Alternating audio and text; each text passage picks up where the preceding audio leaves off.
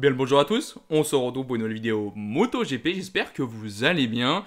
Personnellement ça va pas mal, alors j'ai eu un petit peu d'investissement pour une petite lumière, j'espère que ça va aller une nouvelle fois. Je le rappelle, ça ne durera bien sûr que le mois de janvier, cette particularité en termes de décor, bref on ne va pas non plus en parler pendant 40 minutes. On part donc directement pour notre épisode, pensez au petit like, pensez au petit abonnement, on est parti.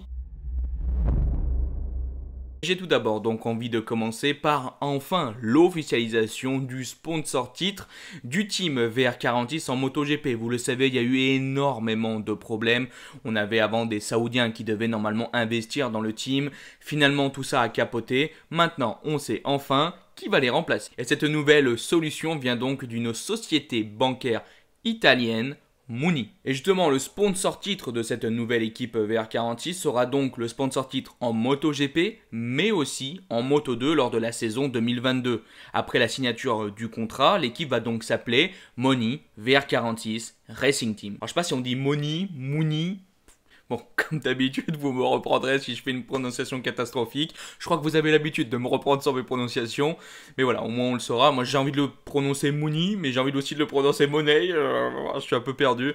Mais bref, du coup, on sait enfin maintenant que la VR46, le team de Valentino Rossi, que ce soit donc en MotoGP comme en Moto2, a enfin son sponsor titre. C'est bien sûr une société bancaire italienne. C'est pas pour rien. Valentino Rossi est bien évidemment italien. Je pense que vous le savez.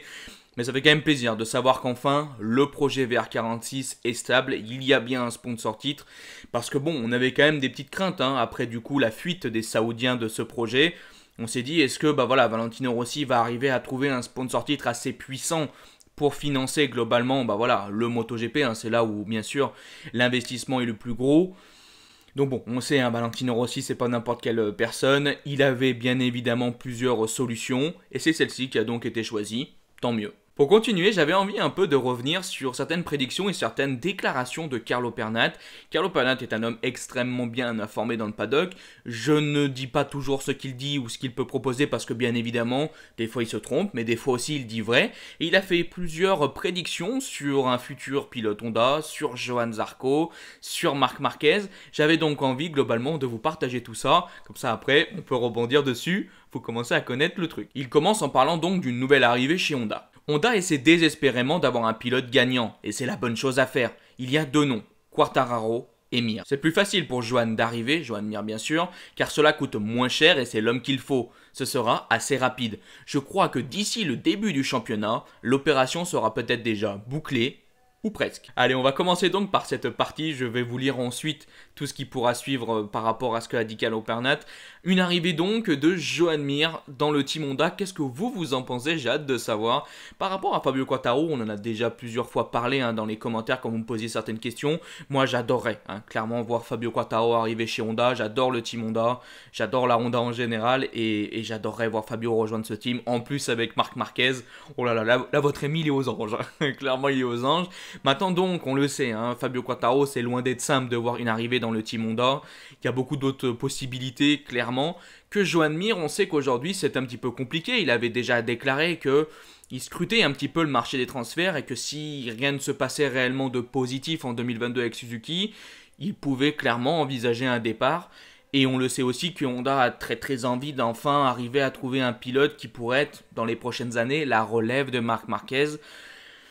Et je pense qu'Honda se pose de plus en plus de questions avec tout ce qui se passe avec Marquez, ses nombreuses blessures, mais aussi le fait que Marquez prend tout doucement de l'âge. On commence à se dire, ça serait peut-être malin qu'on commence à trouver un pilote capable de gagner des courses et aussi capable d'aller chercher des titres de champion du monde. Et aujourd'hui, à part Marc Marquez chez Honda, c'est quand même très difficile. Maintenant, moi j'attends vachement votre avis là-dessus parce que personnellement, autant Fabio Quartararo, je pense qu'il pourrait performer sur cette machine, même si rien n'est sûr. Autant Johan Mir... il a été champion du monde, Johan Mir, bien évidemment. On sait que c'est un très bon pilote, un pilote capable de faire des podiums, capable de gagner des courses, même s'il a gagné qu'une seule course en MotoGP. Mais oui, je mets beaucoup de doutes. J'ai du mal à voir Johan Mir réellement performant chez Honda. Ça serait bien sûr un énorme transfert. Mais je trouve qu'en termes de valeur, Pol Espargaro, aujourd'hui, pour moi, a la même valeur que Johan Mir. Alors certes, Pol Espargaro n'a pas gagné de Grand Prix. Certes, Pol Espargaro n'a pas été champion du monde.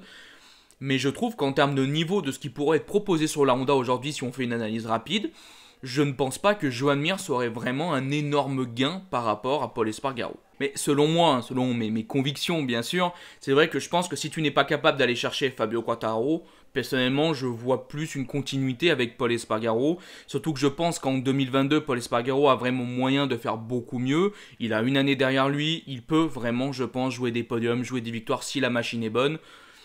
Donc ouais, moi si 2022 en plus est positif, je préférais largement continuer, en tout cas voir Pol Espargaro continuer avec Honda, que voir techniquement une arrivée de Joan Mir. Allez, on continue sur les deuxièmes petites déclarations de Carlo Pernat, cette fois-ci sur Marc Marquez. Marc veut savoir s'il pourra courir, on ne sait rien sur les temps de récupération.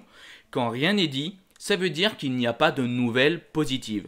Je dis donc que Marquez ne sera pas là au test de février. Donc voilà ce que dit par exemple Carlo Pernat sur Marc Marquez. Là franchement j'ai pas envie d'en reparler 15 ans, je pense que j'ai pas mal déclaré de choses sur Marc Marquez. Là j'ai envie de laisser faire le temps, mais bon au moins vous avez une petite vision de Carlo Pernat sur Marc Marquez. Maintenant c'est vrai qu'aujourd'hui semble assez compliqué de retrouver Marquez lors des tests de février, mais on n'en sait rien, on verra bien. Et puis là il continue en parlant de Johann Zarco mais aussi de Jack Miller. Et là, je trouve que c'est pas mal intriguant. Zarco et Miller, à 99%, vont probablement disparaître. De Ducati, bien sûr. À moins de rebondissements. Ils seront sur le marché. Jack est un bon cheval sur lequel parier, mais avec beaucoup de hauts et de bas. Donc voilà globalement toutes les déclarations de Carlo Pernat. Alors comme d'habitude, ça n'a pas une valeur incroyable ces déclarations, ça ne veut pas dire que ça va se faire ou non, c'est toujours le jeu globalement de ce genre de petits sujets, c'est que tu sais jamais si oui ou non on est dans le vrai ou si on est dans le faux. Mais je trouve ça quand même intéressant d'en discuter, ça nous fait parler de MotoGP, c'est la trêve d'intersaison, c'est le moment aussi où on peut discuter, essayer d'imaginer un petit peu des choses. Si on se trompe, c'est pas grave, si on a raison, et bah tant mieux. Voilà, le principe c'est de parler de MotoGP. Et justement, Carlo Pernat, lui, il est assez dur et moi je ne suis personnellement pas d'accord avec lui. Autant pour Jack Miller, je pense qu'aujourd'hui, certes, il y a vraiment un petit ticket sur sa tête, mais je ne vois pas clairement Ducati l'évincer totalement de ses équipes. J'imagine peut-être un Jack Miller capable de retourner dans le team Pramac, même si ça me semble quand même assez difficile. Si ça ne se fait pas, si Jack Miller ne veut pas, alors oui, il pourrait envisager un départ dans une autre équipe. Maintenant, rien n'est fait, mais on le sait. Voilà, Jorge Martin pousse en 2023 pour rejoindre le team Ducati Factory, Ducati Usine, pardon. Et on le sait, le petit Jorge Martin, c'est pas n'importe quel pilote, il est très performant. On verra ce qui va se passer en 2022. Il y aura bien sûr une sorte de bataille en interne entre Jorge Martin qui voudra prouver sa valeur et Jack Miller qui voudra garder sa place. Et puis ensuite, il parle donc de Johann Zarco et là pour moi, je ne pense pas du tout comme Carlo Pernat. Je pense réellement que Johann Zarco va continuer avec Ducati Pramac et c'est ce que je vous parlais précédemment. Le boss du team Pramac déclarait récemment qu'il voulait garder 6 pilotes, que ce soit Jorge Martin, mais aussi Johann Zarco. Je trouve que Johann Zarco a largement prouvé sa valeur en 2021. Il a aussi montré que même s'il y avait eu une phase difficile, il était capable de revenir et de remonter.